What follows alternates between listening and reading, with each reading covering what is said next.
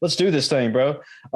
Jason, nice to meet you. I'm glad you are on the podcast. Appreciate you coming on. Like I told you earlier, I don't really like doing introductions, and just not my thing. They just don't really feel authentic to me. If we were sitting here drinking a beer or something, and somebody came up, I wouldn't give a whole spiel to somebody of your background. So why don't you just go ahead and do it yourself, so at least some of the viewers will at least know a little bit about you, or give you a little snapshot for them. Sure. Everybody out there, my name's Cam.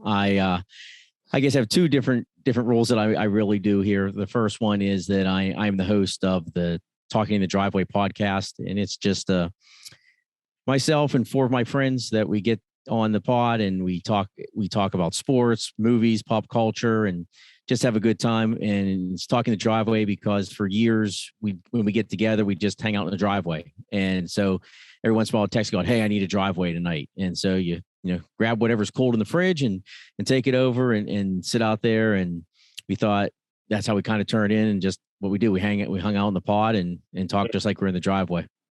So that's how it's always been. Just let's go to hang out in the driveway. Just you don't never want to go inside. Well, no, because usually, the significant other of the kids were in there, and they'd cramp our style a little bit. Well, it's funny. We've talked about this, how it even started. And we had a buddy of ours had gone to he's actually on the pod. He comes on as a guest once in a while. He'd gone to Florida with his wife and daughter. Okay. And it was through Make-A-Wish. Their daughter, she's recovering from cancer. And so they had gone, and we knew they were coming back on Thursday at a certain time. They had like a limo from the airport and everything. So we were in the driveway with our chairs and some drinks and what it was, something to eat or whatever, as they came in, and like he basically went in with the suitcases, came back out with us. And that's kind of how it all started. Like, we're having a driveway and it turns into something. So I put a poll in about 5 years ago, I guess. Nice. And so when the polls open, we have, they're welcome anytime, but we really do a poll Friday because everybody is an educator. I'm an administrator, so I work 12 months a year. Captain Caveman on the pod is an administrator too, so he works 12 months. But so we usually work 4/10s in the summer. Okay. And so poll Fridays, whoever shows up is here. We grill, we drink, we have a good time. Before we had a poll, it used to be Beach Fridays, and we just had one beach that we would always just show up at. And sometimes there'd be 2 of us there, and sometimes there'd be 12, 14 of us there. So it was, always a good time on that end. Nice. So you said you're an administrator. I mean, how long you been doing? You said what, 15, 20 years? How long? I am in, let's see what this is. I am in year 22 nice. of education here in the great state of Delaware. I spent my first 5 in the classroom teaching 8th grade ELA. And I spent 2 years as a dean of students, and then was a assistant principal, a principal, went to the district office as an assistant superintendent for a while. And then went back to the school and went to a different district, went back into the school as a principal at the middle school and high school. And then right before COVID hit, I became the director of human resources for the school district I'm in now. So you've been wearing a lot of hats. Yeah. Kind of go where I'm needed or where I'm being called to go. What got you started on that track? I mean, was this something you grew up wanting to be a teacher, or hit college and said, "Hey, I want to be a teacher"? I mean, I have a teaching background myself. Is the reason I'm asking, but I didn't go that route. So loved playing sports in high school. Nice. But realized somewhere along the line, I don't know, my junior, senior year, that it wasn't going to play. I wasn't going to be able to play at the next level. So I thought, well, what's the best way I continue to be involved in sports? I was a coach. What's the easiest way to coach is to teach. So I thought I'd be a teacher. Now, I taught for a lot more reasons than that once I got into it. But that was really the starting point of it. I actually started coaching high school girls basketball when I was a sophomore in high school, because I had 2 of my sisters were playing then. And I went back to my high school, was coaching. That was then, this is how old I am, junior high, and was a volunteer with the varsity, and eventually was the varsity assistant coach for a couple of years. And back there in Western PA at the time, if you wanted a job, somebody had to die and will it to you. Just very competitive. Also people stay in those positions forever, basically, too, right? Yeah. That's what my experience was. Yeah. So I moved to Delaware in 2001 and started the teaching thing, and was the athletic director at my middle school for the 7 years I was at that school. coached football, coached baseball. And when I decided to go into admin, that was the end of the coaching career, because it just, some admins do it in some places. I don't know how they do it and have a family and everything, because it's just so time consuming. If you want to put in the time that you want to be a successful program, there's just not time as an admin to do it. So I always thought that, all right, well, I'll get back into coaching with my own kids, whether it's little league or stuff like that. And so, eventually we'll get there probably with some things. Well, that's gonna be my next question, man. It's just that if you were an athletic director plus coaching at the same time and plus teaching, I mean, you had to have long ass days. Yeah. Right? Yep. They were long. Yeah, just selling your soul to what did a day in a life look like it then? I mean, so let's add a couple things to it. So okay. I was either in the classroom or the dean of students. So at that time, I was athletic director. I was coaching at that time. I was coaching at the middle school football, because I had spent some time at the high school, but it became a lot easier. They did coaching change. It was just easier for me to be at the middle school. My friends were coaching there too. Was coaching baseball. Let's add on to that I was going for my master's, and then I'll add on to that I was also DJing at the time. Nice. And so it was busy. At some point it just got to, and this was with my first wife, and I guess there's a reason she's my ex-wife. Many reasons, but one of them was just, it was just so much. And so like the DJing went away. It was, it was good extra money, but it was just something that could go. And then I was doing still doing all the things and just, busy. So I didn't have any extra time built in my day to be athletic director. So either on my planning or before or after school, depending on what was going on, is when I did that kind of stuff. And I enjoyed it. It's different. It's funny, in my current role that I have as director of human resources, I actually oversee the athletic director. And we had a guy was there for a while and he retired. And so a new guy started in January, and he's taken over a lot of things. It's going to make stuff a little bit easier on me, that I was helping out with the other side of it, but didn't realize how long I guess I've been involved in athletics. Like, he's asked me some questions, and he's been a football coach for almost 30 years.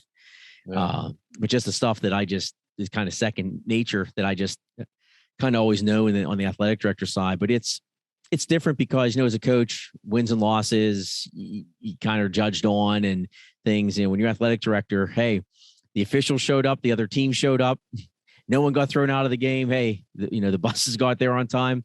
It's a lot of internal satisfaction that you're doing something so that the kids can have the opportunities they have. And so it was great. It was great experience to help me become an administrator. I think I owe a lot just to the organization of that. And you're dealing with, as a teacher, you're dealing with parents, but you're dealing with parents on a whole different level when it comes to athletics. And also then you're dealing with teachers who have issues with, a coach said that, whatever happened. So it really, I learned, I got thrown in the deep end real quick, but in the scheme of things, it really helped me build what I do administratively now, and what I've done as a principal and as I've moved up. A couple thoughts on that while you were talking, that I was thinking of that for myself, is that when I was graduating with my bachelor's, is that we had to develop a teaching philosophy. And then when I was trying to get my master's, I was trying to do a strength conditioning internship at a couple of different universities. And one of them, like in one of my graduate interviews, they asked me, well, what is your philosophy on strength conditioning? And, I did all this like teaching background, but I never really developed a strength conditioning or coaching philosophy. So I felt, I don't even remember what I said now, but I remember leaving that interview just saying, damn, man, that was the stupidest thing you could have said. Like, why did you do that? I mean, how did you develop did you have a coaching philosophy you would abide to, or teaching philosophy, or anything you want to share on those regards? So it's developed over time, but I really, it's because someone believed in me. And so it's my turn. Usually how it goes, it seems. Yeah. We serve, so my school district, about 75% of the students are considered in poverty. Everybody in the whole district has free breakfast, free lunch. So we don't even have the free and reduced because of the median income level. It's a federal program. So I was one of those kids growing up to a point. We always had a roof over our head, always had food. Sure. But I can remember wondering if the lights were going to come on when you hit the switch every once in a while. I can remember rolling change and going down to the corner store to get a half gallon of milk on a Tuesday till the unemployment check came on Friday. And so, we serve, my district's, for rough numbers, about 30% white, 30% Hispanic, 30% African-American, and 10% Haitian Creole. So we're a little melting pot here in Western Sussex County, Delaware. But obviously I don't look like the majority of my students. So sometimes that there'd be a little bit of a clash, with some culture things. And I never got really too personal with them and stuff until, I'd have to. I'd say, what do you mean I don't understand? Mm-hmm. I said, I said, I didn't wake up in this suit and tie. I had to work to get this because education was my way out. Let me tell you how I grew up. And then you start, building that connection. But, because someone believed in me, I want to give back. And that's, what it kind of has grown into over time. And I just felt that for, in the athletic side, I thought athletics taught me so much. As growing up in high school, I football, wrestle, baseball, and, especially wrestling made you so disciplined on things. And I think I owe so much to that. And so as I was coaching, I was, I was hard on my athletes, but just to try to teach them that this is what was expected of you. And if, you do these things and you keep practicing, doing the right way, eventually, you get that muscle memory and it's going to be easier. And we go, and that was just always kind of the philosophy. So it was the same thing in the classroom, same thing in the school. What can I do to give my students the best opportunity? Because I truly believe that it was my responsibility, whether I was an elementary principal, a middle school principal, or high school principal, that my ultimate goal is for them to walk across that stage and get a very important piece of paper so that they had doors open to them. They had opportunity open to them to be successful. And not everybody is meant to go to college right out of high school. Whether they're going to the workforce, whether they're going to the military, whatever you happen to be doing, we need to prepare you to be able to be successful, whatever opportunity is out there for you. Do you think that with society and cultural norms, I mean, you said that, you had to work to get in that suit and tie. I mean, do you think, talking about your students right there, I mean, do you think that it's just expected that you're just either born in the suit and tie and they don't realize that, hey, like you just said, you have to actually work and grind and, get what you put into something to get what you want to get out of it to succeed in life? Or do they just expect that, okay, you're born with a silver spoon, you'll just be there just because you're there? I hope that kind of made sense what I was trying to say. No, it does. I think there's a couple different layers there. First off, I think, unfortunately, too many of our young people now feel entitled for whatever reason. And they feel that they're owed something for just because. And I don't know if it's the TikTok, the instant gratification. You don't have to work. Hey, you got to tell me in 45 seconds or you lost me, type thing. I think part of the divide is, and part of what we face. And so one of the biggest responsibilities I have as a director of human resources is recruiting teachers. Right. And I'm constantly trying to find teachers that look much more like my students, but so is everybody else. And it's just not easy to get some minorities. And then you add the fact here that, so in Western Sussex County, Delaware, we're chicken farms. We're rural. I know how it goes. Yeah. Not a lot of urban settings. And so it's even harder to get a lot of minorities who want that urban feel. So unless a lot of folks are local, it's hard to do. But I think a lot of my students, especially my students, my male African-American students, relate so much better to African-American males. And so I sometimes think that, they felt, oh, well, he had it easier, or, that, like you said, the silver spoon must have been there. Mom and daddy got him to college. Yeah. And, some of those conversations I had once in a while was, hey, mommy and daddy didn't give me a dime. This was student loans. This was what you have to do and where it gets to. And, and I was only principal at the high school for a year and a half. So I didn't have a ton of time there with that. But in the short time, I felt like we were starting to get through that divide and we understood each other a little bit more. And one of the things, and you have the teaching background, I'm sure it works with some of the other stuff that you've done. If you can get somebody to buy into what you're selling, it makes life a whole lot easier. And when they see that there's some result from it, it makes it a whole lot easier too. So trying to have some of that success, kind of went a long way with that. You know, have you read the book Coddling of the American Mind? I think it's by Jonathan Mayer. No, Jonathan something. I No. have not heard of that one. So it's basically he's talking about kind of what we're just saying is that, with social media and helicopter parents and basically one of the things, and it was talking about how there was a study done. I forgot what year it was done in, but uh, it was talking about allergic to or being allergic to peanuts, and that giving actually students being able to go eat what you want, go play, go outside, uh, be exposed to these elements. And then some, parents were saying, no, we're not giving our kids peanuts. We're not going to give anyone there. And they develop more of the reaction than students who are actually exposed to it earlier, or not students, but children. So, I mean, it just seems like, maybe like you were just saying with helicopter parents and even athletics, that it just kind of plays in the environment the kids are growing up at, thinking that, oh, we're entitled to this, or that, oh yeah, I don't, I don't have to go to that because I might be victimized, or, I mean, I hope I'm trying to make sense of that. And Yeah, that's kind of what the whole book is saying. Yeah, okay. basically. But it was just talking about how we're almost just, we're not allowing the students or kids just to go out and be students. We're just trying to protect them or protect them too much now. Yeah. And, some people will argue that, and I don't agree that bullying is great and by any means, but some forms of bullying, like it makes a person who they are, and they should be exposed to some of that to actually teach them to be in those situations, as opposed to, go run to mom and dad or whoever all the time. Yeah. A lot of, and I'm not putting down homeschool by any stretch of the means, but in my experiences, anytime we've gotten a homeschool student come into the public school setting that we're in, it's complete culture shock.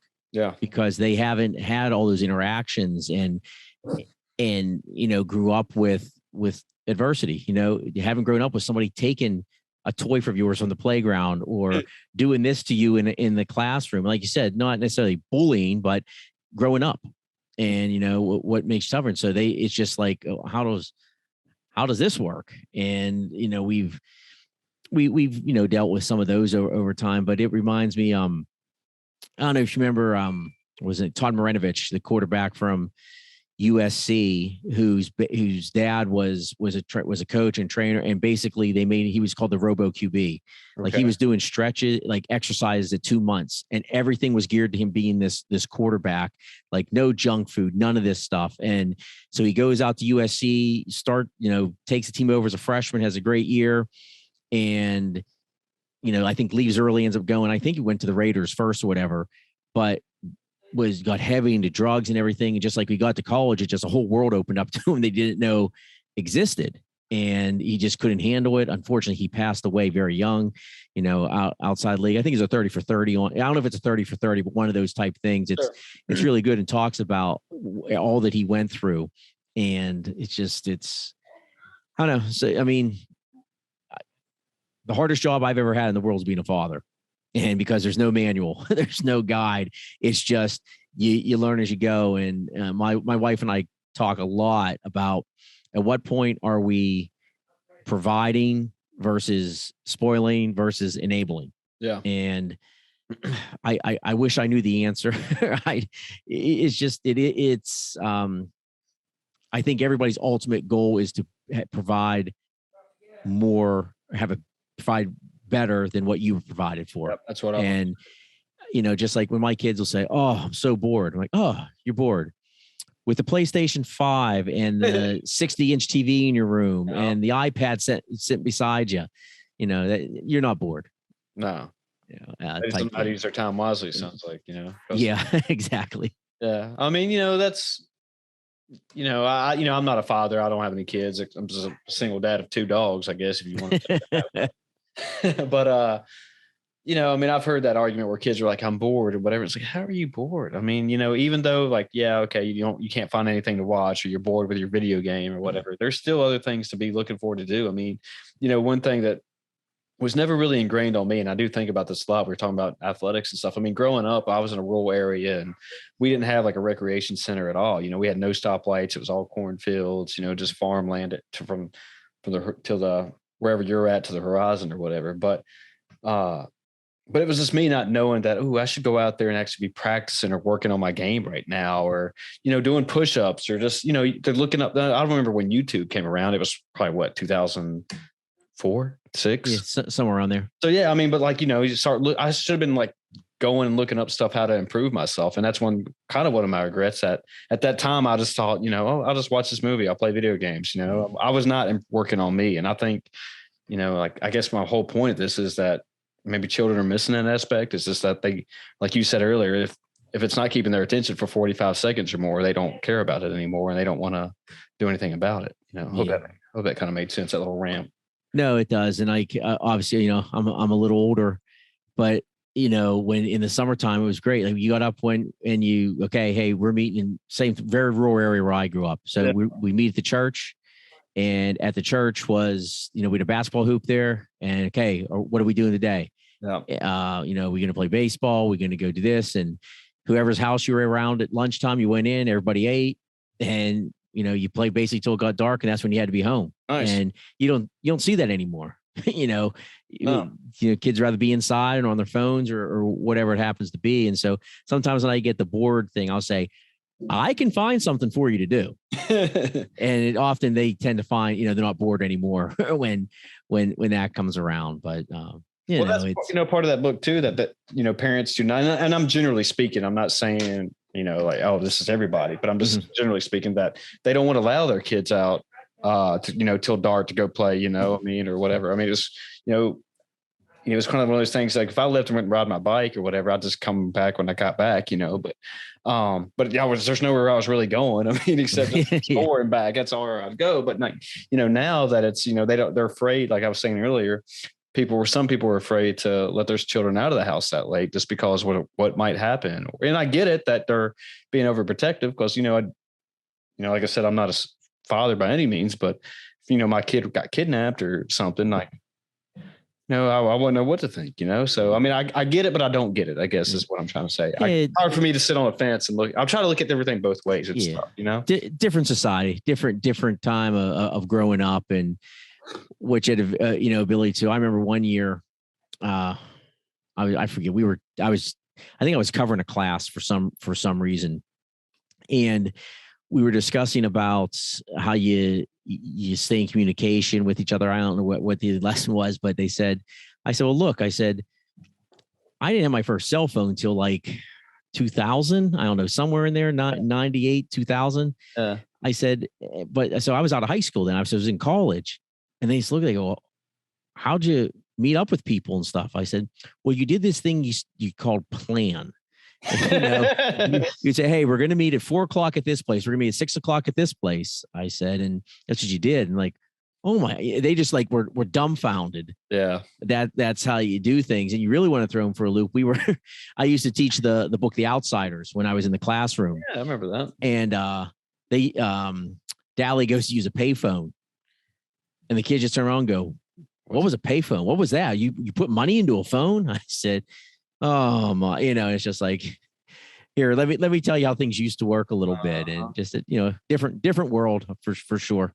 Yeah. I mean, we're at that, years that students now coming up is that, I work in a university right now that, and I have access to some of the information that, born in 2000, so they've had a screen in front of them, coming out the womb basically, and, not, just to talk about parenting. That's what some parents do, is just put a screen in front of them and that, right, I'm parenting right now, which I'm not knocking that by any means. I like I said, I'm a single and I don't know right from wrong for whatever, but I'm just saying that's just what mostly I'm seeing now, is that, some people don't seem to know how to function unless they have a screen in front of them, which I'm pretty addicted to my phone. So I ain't gonna lie. So no, I am too. The iPad, as a father, well, I have 3 children, a father of a 4-year-old daughter. The iPad is a godsend, especially in the car. I've heard it, man. I've heard it. Yeah. Just let them be quiet for a few hours. Yeah. Give me a break. Yeah. But yeah, so so you grew up in Pittsburgh, right? Yeah. So I grew up outside, about an hour outside of Pittsburgh. The name of the town is Johnstown. Okay. I always say somewhere I'm in Delaware, so I'm always an hour this side of Pittsburgh. Okay. But yeah, I grew up there. Where your birthright is the black and gold. I was doing that. As you can see behind me there, a huge Steelers fan, a huge Pittsburgh fan. Went to University of Pittsburgh, but really, if Steelers fan more than anything on that end. Did you go to a lot of the games growing up? Or do you mean was it easy just to? Not growing up. Went to a lot of baseball games growing up. Okay. But started going to Steeler games. It wasn't until I moved to Delaware and would have to travel back home, and have been to probably a dozen games between going back to Heinz, and I've gone to a couple at PNC. What is it? The M&T Bank for the Ravens, to see the Steelers at the Ravens. But the thing I always say, so I moved here in 2001, and that was the year that PNC and Heinz Field opened. Gotcha. And I'm like, and I love Three Rivers. I don't want to talk sacrilege about a very holy place, but the dump that place was compared to what Heinz and PNC were, I'm like, oh my goodness. And I move away, but anytime I get a chance to go back and, get to a game, I try to get to a game in Heinz at least once a year. Sometimes it happens, sometimes it doesn't. We always try to get back to see a game at PNC once a year. My grandfather loved baseball. He passed away in early 2020. And so I always try to get back and take him to a game when I still could, because he liked nothing more than to sit at that field whether it was for him, Forbes Field, Three Rivers, or PNC, and just watch the Buccos play. So that was always great. A lot of great memories I have with him there, and always tried to. And so last year was the first time I was there since he passed away, and took my then 3-year-old daughter and the boys with us and everything. And I'm thinking, okay, if we can just get through like the 6th inning, I'll be happy. I don't know how we're going to hold her attention. I have my phone, we'll see how we do. And earlier in that day, we'd gone to Heinz Field for a practice. Yeah. So that was her first time in Heinz. And this is how much of a fan I am. My daughter's middle name is Still. So those are the naming rights I got in that whole gig. But so we went there, and I thought, okay, this is perfect. Go to a practice. It's not a game. The crazy atmosphere. Got to take over and see Heinz, Steelers. Big picture. So then Pirates were in town, so we went to the Pirates game. They played the Phillies, and the game ended in the bottom of the 9th inning on the Pirates scored on a walk-off victory, not a homer, but a walk-off victory, Sure. And she made it the whole game. Nice. And I'm like, this is just too good to be true. It's like, man, it's memories like that, man. Hopefully that would last center, man. Yeah. It was just, Did she understand what was going on at that time? Or? She was cheering "Let's Go Bucks." I mean, so that was it. I mean, she was more interested in the Dippin' Dots at times. And I have a great picture. The pirate parrot was around, and so we walked down to where we could get to him, and he picks her up and holds her. And I got a picture of that. That's and great. So it's hanging. I have 8x10 of that hanging here in my Pittsburgh room. And it was just such a great, even they won was the icing on the cake, but it was just so great to be there, and kind of almost full, almost a full circle type thing. You know what I mean? That sure. My grandfather's the one who took me to there, and now I'm extended to another generation. What's your thoughts on the lockout right now? You think we won't have any baseball this year? It seems like they're getting a little closer. Yeah. But I don't know. You can get a little closer, but can you get there? I think we're going to have a season. I think it's going to be shortened, because I think they're going to lock. It's going to extend, because then eventually when everybody starts losing money, because as you know, the answer to most questions is money. When they can't stand to lose too much, then that's when sacrifices get made on either side. And so I think it'll be an abbreviated season. That's my thought. So you mean maybe cut out spring training altogether, then straight into the season, or little spring training, and then we see a shortened season, or what? I think you have to have probably some form of spring training. I mean, all these guys do stuff all year round now. It's not like back in the day where you needed spring training to get into shape. Yeah. But, maybe it's an abbreviated, 3-week spring training, and we go right into games. But I think it gets tough with the weather in places past October to be games. I mean, when you're sitting there in freezing temperatures playing a baseball game at the end of October into November, it's rough. And so I think that kind of dampens them a little bit. I guess if they got into a jam, they could do what they did the COVID year and have the World Series in a bubble or something if they had to. But I think that they're a little bit more of a victim of the weather they have to worry about. You're talking about how these guys stay in shape all year. My brother and I just over dinner, we're talking about, what's his name? Shea Otani? Shea Otani? Oh, Shohei Ohtani. Shea Otani. Yeah. Okay. Where he's, A-list, for those who don't know, basically A-list pitcher and hitter at the same time, which is rare for the leagues. But I mean, do you think being that type of player in this day and age, you'll see him playing for years, or do you think having to do, the best of both worlds right there, you will see a shortened length of, history of him? I don't know. I think he's preserved a little bit by DHing a lot. So he's not playing in the field except for every 5 days. He does play the field sometimes. I think probably at some point, similar to what Babe Ruth had to do down the road, I think at some point he's going to have to pick one or the other. But I think it's great that, he is the modern day Babe Ruth. So, 100 years since we've seen somebody do something like this, it's pretty cool. And he did it obviously at a very high level last year. And I like to see it continue, but my thought is at some point, he's already had the Tommy John surgery on the arm. If he would injure that again, does he just become a hitter? Okay. I didn't realize he already had that done. Yeah. Well, yeah, I mean, I would think so then, man, if you get that again. Yeah. Just keep me as a hitter.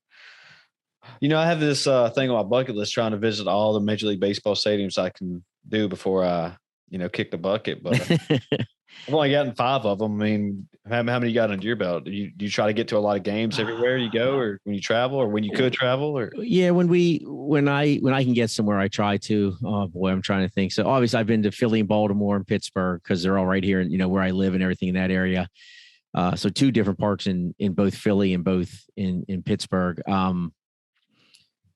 Boy, I'm trying to think where else I've been. I've been to DC because it's close over there. It's right there. But anytime we get the opportunity, like I'm actually heading out to a recruiting trip to Central State University in Ohio. It's outside Dayton. And it just happens to coincide. And this is the honest truth. They're having a career fair. The first 4 are out there when we're out there. So I'm going to get to, an NCAA tournament game.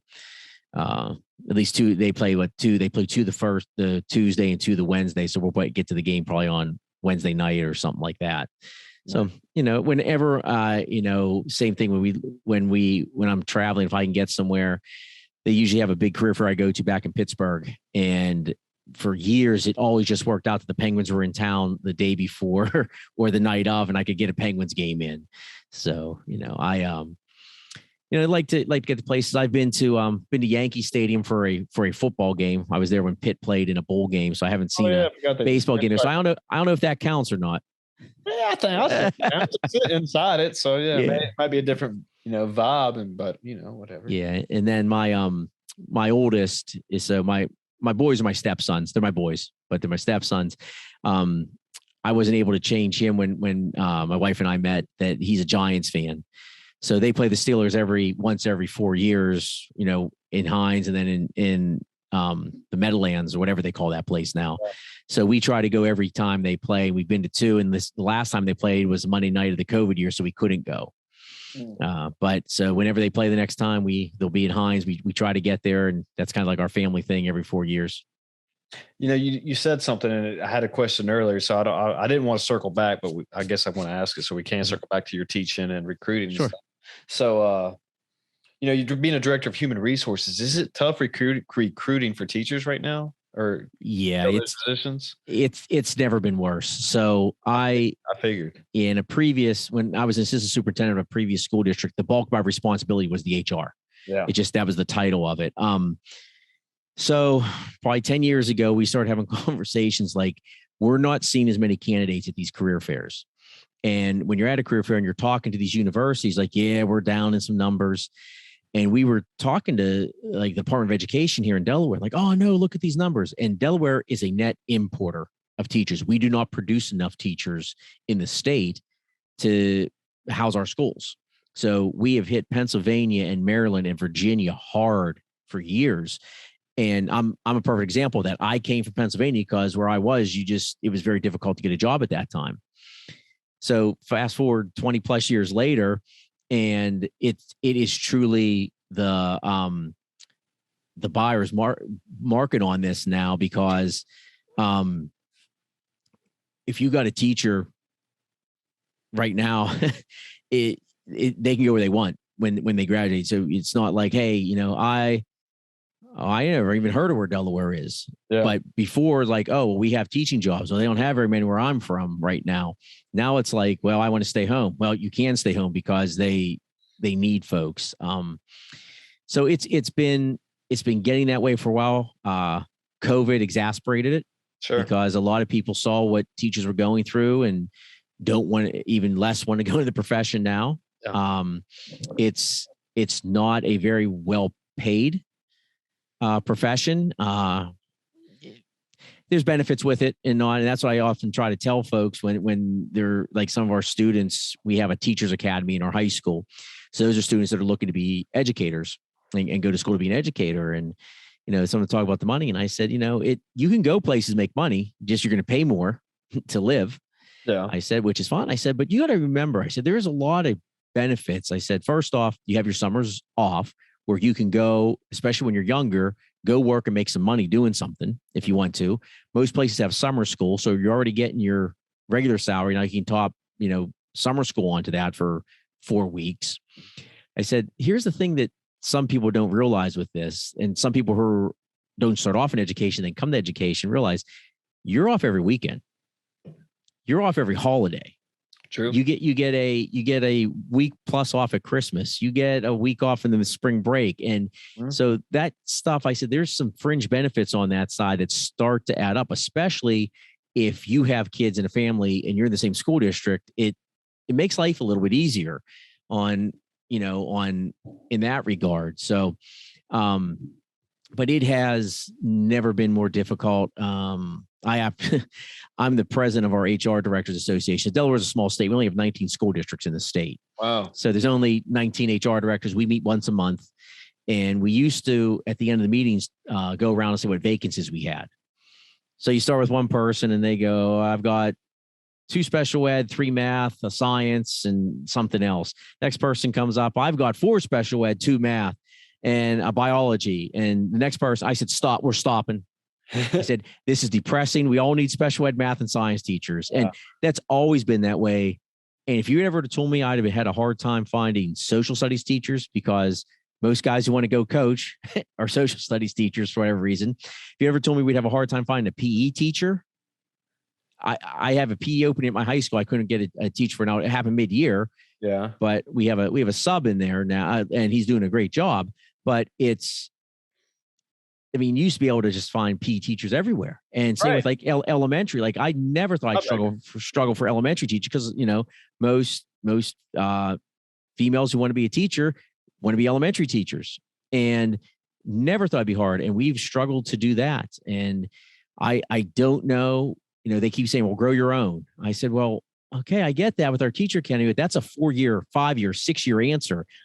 I need answers now. Yeah. And so we've expanded our recruiting to some different places. You try to go somewhere, like in my case, we have a difficult time if we go to like Virginia, North Carolina, and areas like that, because folks don't want to come north. And because it's colder. Yeah. And then, so like we've hit areas like we've hit in Western Pennsylvania real well.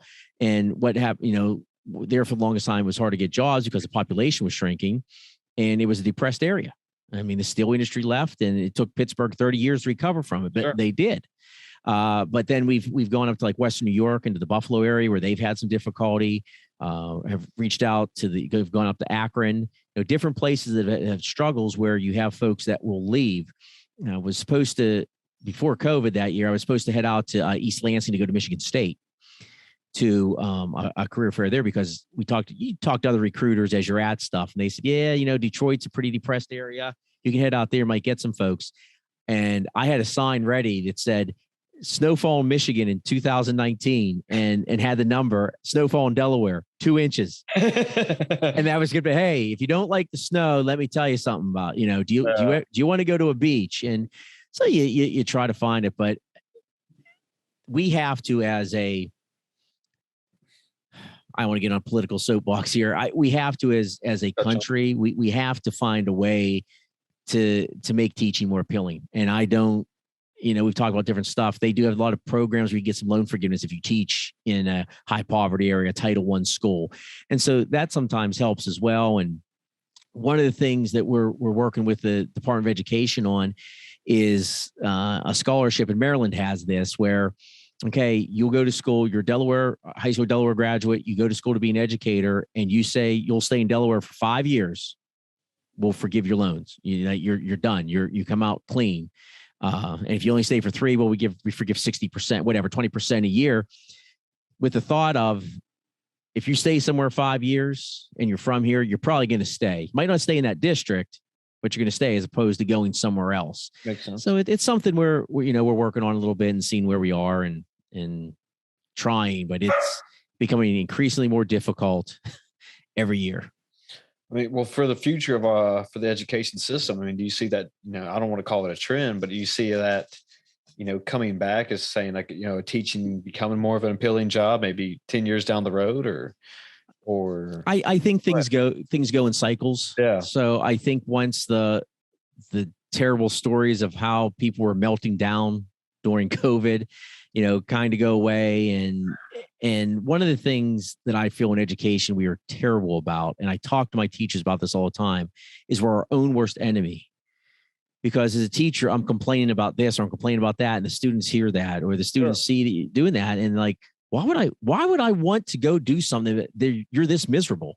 And and I sometimes I have to have those conversations with folks. Like, you've got to realize that you have to be that example, and people have to want to come into this profession, because this is where we're making the impression on folks. Sure. 10th, 11th, 12th grade, and I don't know. I mean, I was always very cognizant of that. And here's the way I've always looked at it. So I'm 22 years in. I've had a job in education for 21, going on 22 years now.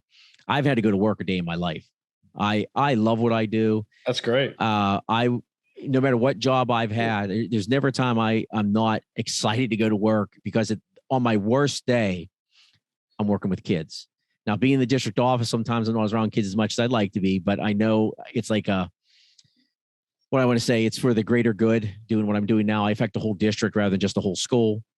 And so I kind of take that approach. But now I will say the last 2 years have tried that philosophy of loving what I do. These last years have just been a challenge unlike any other. But we've fought through, whether it was virtual learning in different spikes, and doing whatever we've had to do to get the students educated. And so it's on that end. But I truly be that way. And I said, I always tell folks that when I start not liking to go to work, and then I know when I'm not making decisions with what is best for students, and every decision I make is what is the best interest of students, not what the best interest for the school is, whatever the best interest for me is. It's what the best interest of the students is. And when I start making decisions thinking that, then it's time to get out.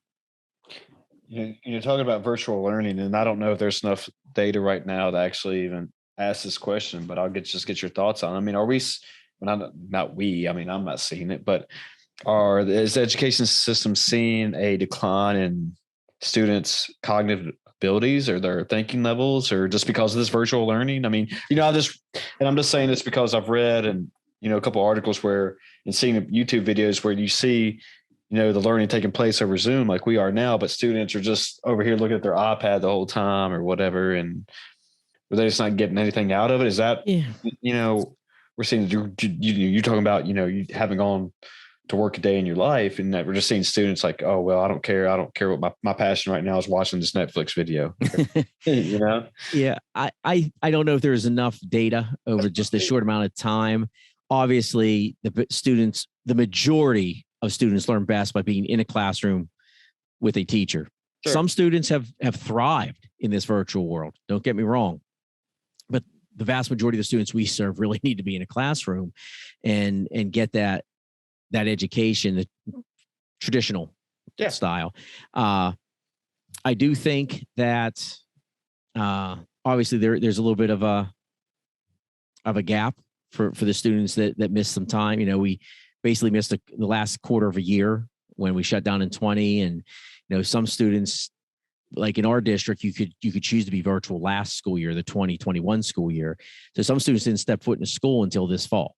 Right. And so we're trying to close the gaps. We just are working through. So some of the stuff you may have learned in an earlier grade has been brought into another grade to kind of help get through on that end. But we're getting there. We did a lot of summer acceleration to try to help to help some learning loss, and we're going to continue to push through. But it never seems like there's there's always another challenge around. Like we were sitting around the other day, like, okay, what is different in a year from now?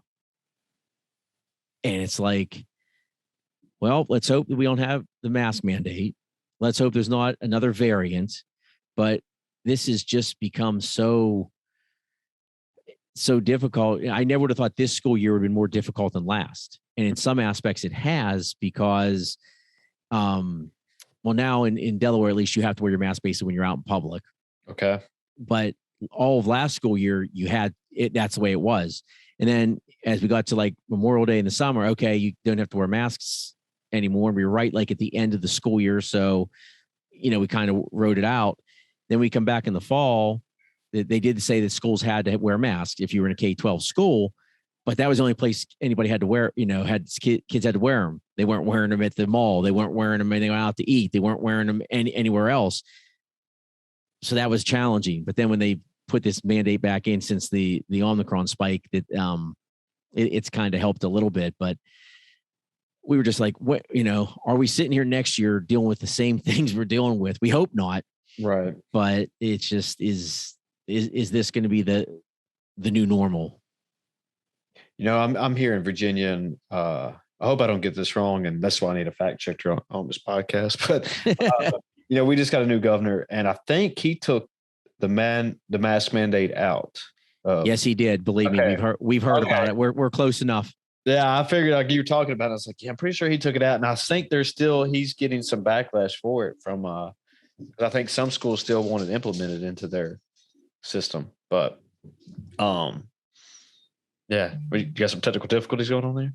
Yeah, my mic's falling like off my table here, and I don't understand why. I'm trying to like hold the thing up, but we'll get there. We'll survive. Oh, if you need to take a minute, I can. All right. I thought I could tighten it, but it's still doing something. It's going to involve some mechanical work, so we'll be all right. But anyway, I don't know. I was just I don't know if that's a good or bad thing. I mean, like we were saying, I haven't seen enough data, and I've seen other news sources talking about the flu might be more deadly than Omicron or however you pronounce it. But because it seems like people forget about that still. But anyway, I'm like, we don't have to go down that road. But anyway, that was just my thoughts on that part. So I was just wondering if so your district still has it mandated to wear masks? Yeah, in the state of Delaware, all K-12 schools. Yeah. Gotcha.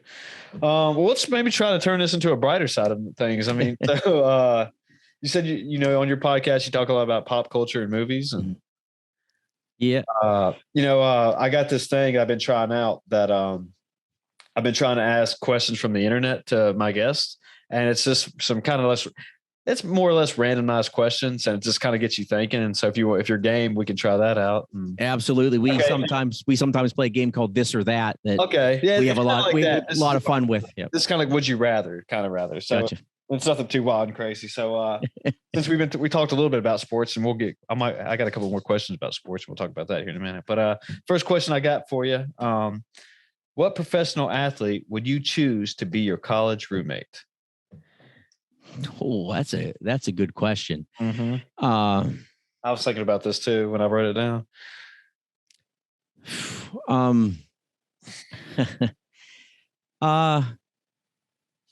I was a huge fan of Jerome Bettis. Ooh, the bus. So I think that maybe the bus. I was also a huge fan growing up. I loved Larry Bird. There's no basketball team in Pittsburgh, so I'm a Celtics fan, and I love Bird. My dad was a huge Celtics fan. But I probably towards the bus. I think he had quite the upbringing, and could have went a couple of different ways. Ended up being a football player there at Notre Dame, and coming to us, and just really like him. So I'd probably go with the bus. When I was thinking about it, that I had a lot of fun in college growing up, and I'm sure you're not the first one to hear this, but that's where you'll have a lot of your best memories in life is in college. And so, in my mind, I kept going like, all right, well, Chad Ochocinco, he'd be fun. Terrell Owens, he's fun. I mean, now we got Joe Burrows. I mean, he's kind of a cool dude coming out the gate. So I don't know. I was just trying to think of like the one person I'd have the most fun with. Who knows? Dennis Rodman might be fun. No, I was going to think if you were talking about some story time, Rodman's probably the one to go. Yeah. Did you watch that Last Dance documentary? Yeah. I thought it was really good. Oh, it was great. I thought it was really great. So, and you said you watched most of the 30 for 30 ones too? Yeah, I'm a big fan of those documentaries. I think they're done so well. They are, dude. They are. They're so just tremendous. I mean, we're both ACC fans, I guess, with who we support, and the one on the U is just phenomenal. And that stuff I remember growing up with that whole thing, and you're just so there isn't a bad one. The Fab Five one is phenomenal. That's a great one. Just all of them are just great. Yeah. Like you said, they all get done really well. So I don't know who's making them. I forgot his name, or I guess they're all different people. But they know what they're doing. So all right, here we go. Another question going on here. All right, we'll change that from the sports one here. What TV, movies and TV show? What TV show could you take a college course on and get an A? Seinfeld. I had a tough time answering that one. Yeah, it'd be Seinfeld. I probably also probably The Sopranos as well. Those were two of my favorites. Maybe I purchased maybe The West Wing as well. Those three were probably my three favorite shows of all time. So I'm fairly confident. As many times I've seen the Seinfeld reruns, I think I'd be pretty good. When I was thinking about it, I have a tough time. I don't know if there's so much to watch right now, and just that I feel like I'm just overwhelmed because every other day somebody's like, you need to check this show out, you need to get on this one, and just like I have trouble just keeping up, and plus just memorizing what's going on during the shows, and just like, hey, what happened, and I try not to binge watch much anymore because I felt like that was the issue, is that I would binge watch. It was like studying for a test. You study all for one night, take the test, then you just forget everything else. So, but anyway, I don't know. But I wanted to say, I thought about Game of Thrones. Now there's too much going on. I don't think I can remember that, but I feel like it would be some random show that, maybe like a Big Bang Theory or something like that. But it's always like cool to play in the background while you do stuff. Yeah. Like you said, there's so many of them going on all the time that I probably could do okay. I don't know about an 8, but I probably could get by. All right. Here's a good one. If you were in a bar fight, what celebrity would you pick to have your back? Well, it probably had to be Chuck Norris. Ooh. I mean, because Chuck Norris would just look at them and would have him. I don't know, maybe Liam Neeson. I'm just thinking about who has the skills, the skill set. Chuck Norris wins every man, and everything I've ever seen him, he's always the guy. Yeah. Those would probably be two that just come to my mind with thinking of what they do on the screen, and the whole Chuck Norris, all the different things about he scares, there's somebody scared of him, not that the other way around, and all that. I was thinking like the first one came like The Rock. Yeah, there you go. Yeah, he'd be a good one to have. And then I've been watching Peacemaker on HBO Max with John Cena. Oh, okay. Yeah, it's really good. Another good one. Yeah, it's like, they know how to fight. They know how to choreograph fight, I guess. And sorry for all those who I love pro wrestling or whatever, but they know they got some kind of skills. So anyway, I thought that'd be some good ones for me. All right, we got one or two more here. Let's see how to answer that. All right, so go back to our sports one right here. Mm-hmm. So if you could play for one fictional sports team, who would it be? One fictional sports team. Yep. It would be the Hickory Huskers. And I don't know if that, I mean, I know it's based on the Milan Indians or whatever that won the state title, but to be a teammate of Jimmy Chitwood and them, I think it'd be great. Maybe also playing for the West Canaan Coyotes down there with Blues. Yeah. Good one. Maybe those two would probably be where I'd probably yield on the side of. Good one. I think obviously that'd be a lot of fun down there in Texas playing football. Good one. I forgot all about Varsity Blues, man. Like I asked this on my show last week, and she said who's the Peaches and um the movie with Tom Hanks now. Oh, League of Their Own. League of Their Own. Yeah. Yeah. You said that one. And then I said Space Jam, but then I started thinking I thought it might change it up with Any Given Sunday, Miami Sharks. Oh, yeah. You have but now I kind of want to go to Varsity Blues now. They had a lot of fun. Yeah, they did.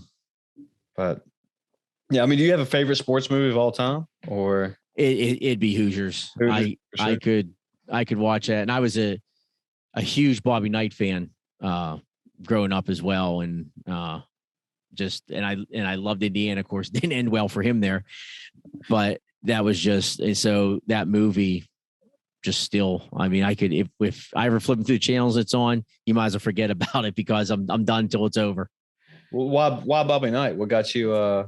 I had my teacher in 6th grade was the girls basketball coach at our high school.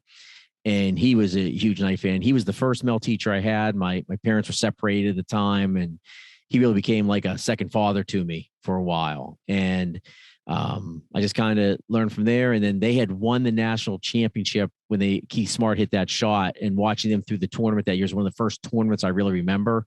Okay. And so I guess it started off as a bandwagon, in that end, but Steve Alford played for that team. I just really liked that whole team, and then just stuck with them the entire time. It was all, was a Pitt fan because that's where I'm from, but always, really like what Knight did. And obviously went too far with some of the stuff that came out and everything, but that, I think that's the way I was coached to a point in some of the sports. Like, you just had some hard ass coaches that just ground hard work into you. And that's what I think I respect most about them. And as I got older and watched how different programs got in trouble and everything like that, there was one man who never got in trouble for the way he ran a program as far as academics, got in trouble for how he did some other things, but there was never a thought of there being any improprieties with grades or anything like that with him.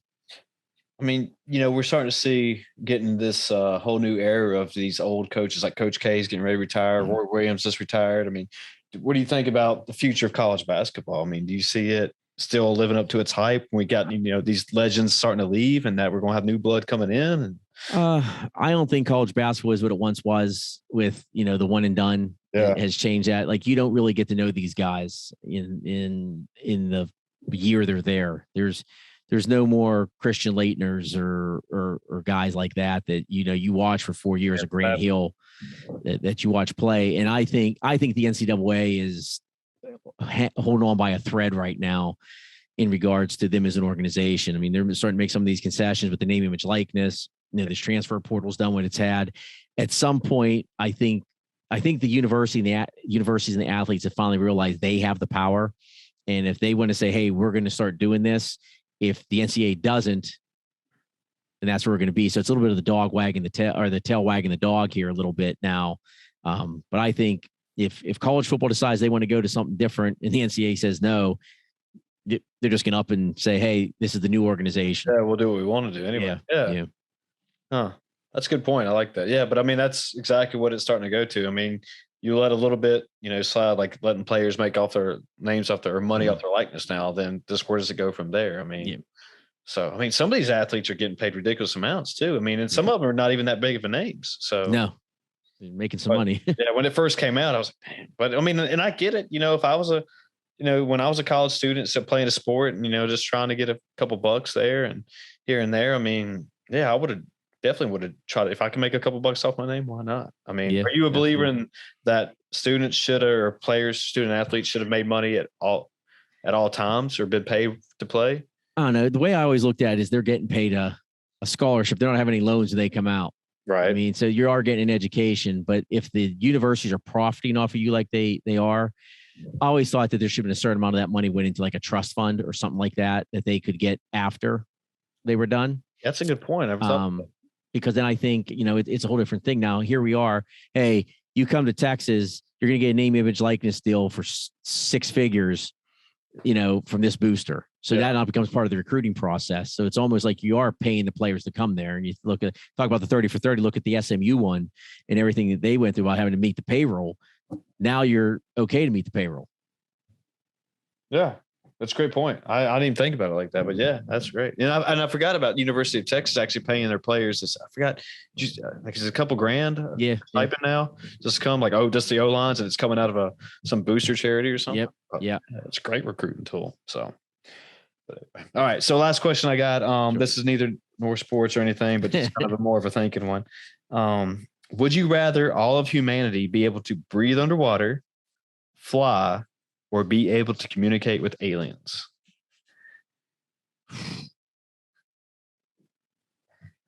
I guess fly, because then travel would be a lot easier for everybody.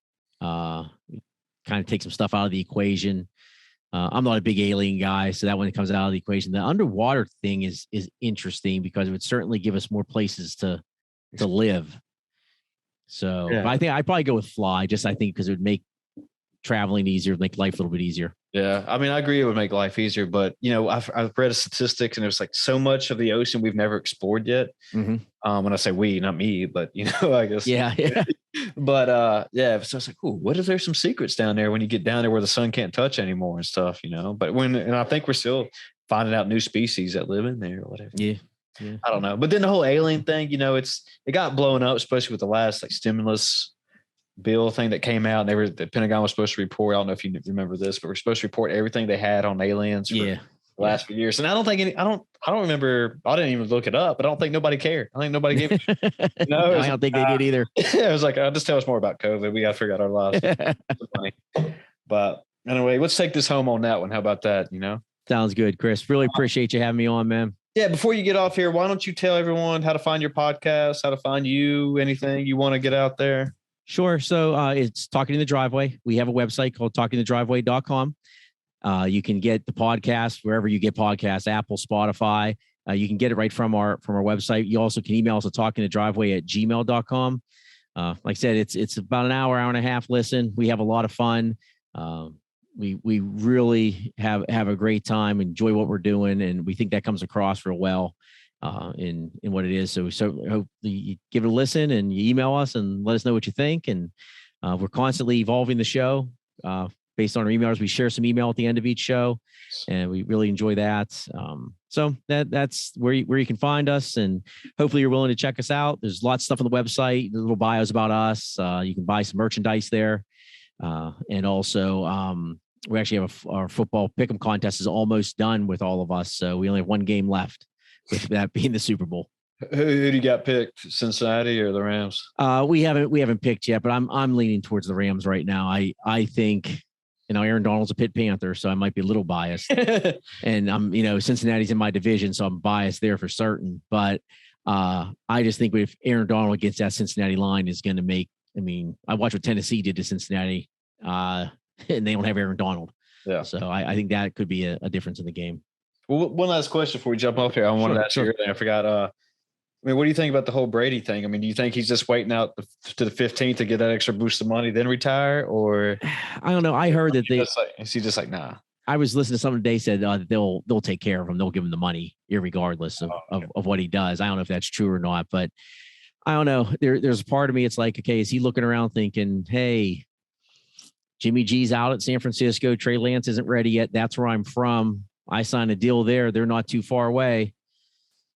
Does he do that because he wants to play to 45? Is he just saying he's done with Tampa Bay or what's going on there? I don't know. I think he's just watching his body language the last couple games and some of the stuff. I think the AB thing took a little toll on him. That was weird. I think he is done. I think it's just a matter. He likes to control every narrative. So I don't think he's happy some stuff leaked. So, you said I'm retiring. How about I go dark for a little while and I'll announce it when I'm ready to announce it. You think I'm borrowing this from Cal Hurd, and I think he called Joe Burrow the next Tom Brady. What do you think on that? I don't know if there's a next Tom Brady. I think it's a little too early to say he's the next Tom Brady. I mean, the kid can play, and I'm not real happy to see him in the next 10 or 15 years in my division. I can tell you that. But I don't know if we'll ever see something like what Tom put together. Yeah, the GOAT, baby. Yeah, send it on the GOAT, man. Yeah.